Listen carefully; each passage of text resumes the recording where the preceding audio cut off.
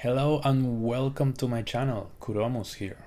Before we start, if you are new to the game, this guide contains spoilers about this paladin subclass that is unavailable at the beginning. With the warning out of the way, today I'm featuring the Oathbreaker subclass, a paladin that has renounced to his oath to pursue the dark arts. We are going to multi-class it later into Thief to take advantage of spiteful suffering. Our preferred fighting style it is going to be dual wield, dealing great sustained damage at the cost of weak smites. For the early portion of the game, we will be a pure paladin. We are going to utilize heavy armor and one-handed weapon and a shield, or a two-handed weapon. This subclass is not featured at character creation, so we will need to start our adventure choosing any of the three paladin subclasses. The easiest one to break our oath is devotion. We just need to kill an innocent person, although some history choices may trigger this event if we deviate from our oath. Once the oath is broken, we will become an Oathbreaker. We will get our first skill, Spiteful Suffering. This will deal damage over time for 3 turns. Attacks against this enemy will have advantage. We will progress normally through Act 1, getting Heavy Armor Master to help us to stay alive, since we will be very slow initiative-wise. We are going to need a specific item available early in Act 2 to make dual wield work, the Gloves of Balanced Hands. This is the equivalent of the fighting style that rangers and fighters get, but that is unavailable for paladins. At this point we can safely swap to dual wielding, allowing us to use Spiteful Suffering plus an offhand attack on the same turn. This synergizes well with Aura of Hate, adding our charisma modifier to each attack we do in melee. At level 8 we will pick the feat Dual Wielder, so we get extra armor class plus the ability to wear one-handed weapons in the main hand, so we have more options while dual wielding. From level 9 onwards we will multi-class into Thief. To trigger our sneak attack, make sure that at least the offhand weapon has the tag Finesse, otherwise the sneak attack will not proc. Kindly read the description of this video to understand my thought process and some considerations for these guides. Also, click the button down below to support my content. Without delay, let's begin. So our journey will start of course as a paladin, getting access to Lay on Hands and Divine Sense. We will also get our channel oath charges that will fuel our special skills. At this point I recommend to go with Devotion, since it is the easier subclass to break the oath. We need to of course deviate from these tenets. For our ability points, we are going to go for maximum strength, total of 17, and we are going to round it up at level 4. If you want to take a bit less of risk, you can go for a strength 16 and wisdom 10. Our saving throws will drastically improve at character level 6, so this is the reason why we can dump our wisdom.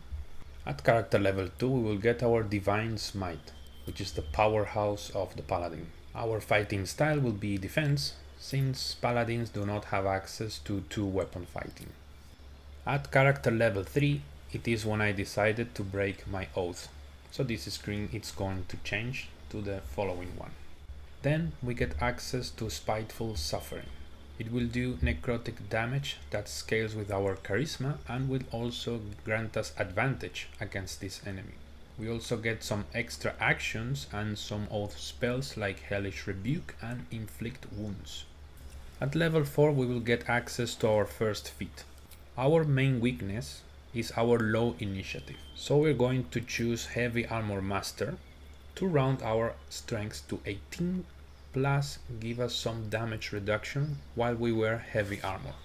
At level 5 we get our extra attack, and we also get access to level 2 spells. These are Crown of Madness and Darkness. We are not that great at concentration spells with this build, so keep that in mind if you want to use these. At level 6 we get Aura of Protection, and then our saving throws are now decent. This aura will stack with the Aura of Hate that we are getting at level 7, so make sure to have both active after your long rest. This will add our charisma modifier to the damage dealt with melee weapons. At level 8 we will choose our second feat, and we're going to go for Dual Wielder. Now we can wear a weapon that is not light in our main slot. We will also get 1 extra point of armor class while dual wielding.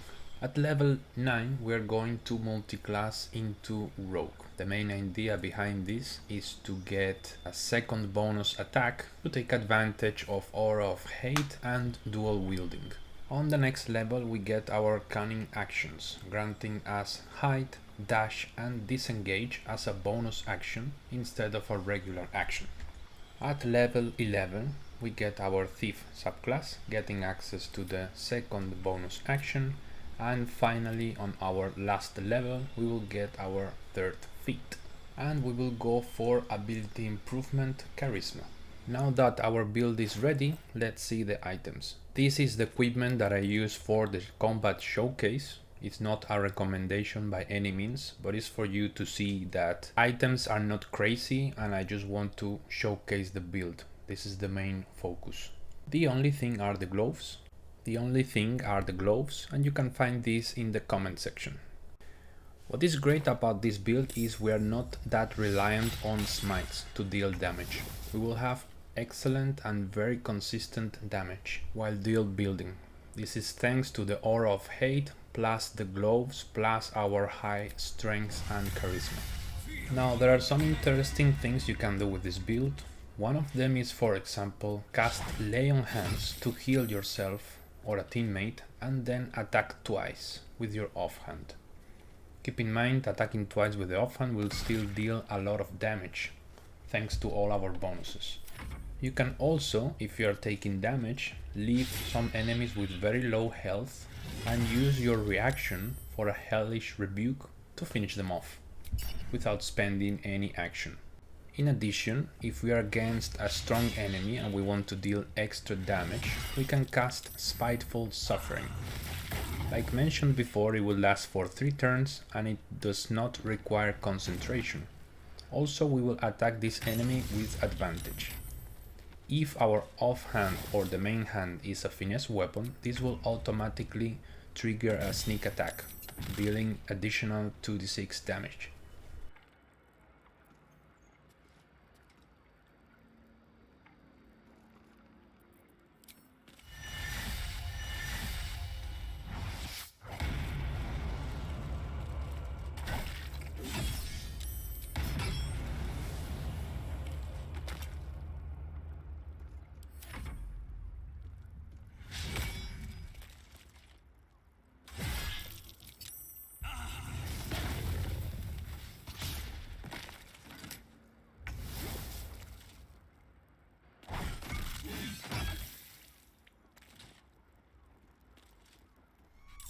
Now the second combat, it took me a couple of tries, I'm not gonna lie.